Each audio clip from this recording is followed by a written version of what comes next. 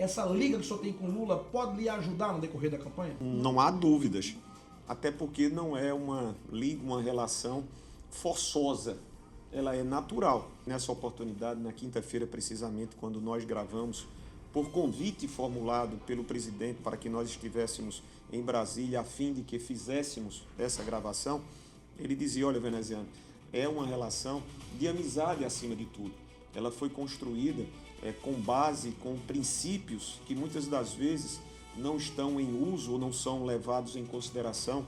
na política atual. Em 1989, veneziano, ainda estudante de Direito, era eleitor de Brizola, primeira oportunidade que nós tivemos no processo de redemocratização. Brizola não teve o êxito de passar para o segundo turno e, portanto, votamos nós, eu e assim também pedi, a Lula, ou por Lula. E de lá para cá, nós criamos essa identidade. E quando prefeito fui, pela primeira vez em 2004, o presidente Lula era o presidente da República e a partir dali se estabeleceu aí sim um vínculo político e, ao lado do vínculo político, uma amizade. Sobre uma possibilidade de Lula nos apoiar ou não, eu sempre disse aos senhores e às senhoras, eu não tenho dúvida alguma, porque em nenhum momento restou dúvida do presidente em relação ao nosso comportamento como pessoa, como amigo e como político, detentor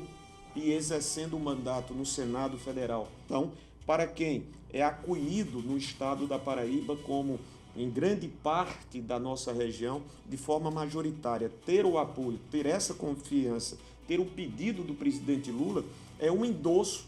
em relação ao nosso nome. É como ali estivesse, não, é ali estando a ser dito pelo presidente da República: olha, eu confio em Vené, sei o que Vené fez,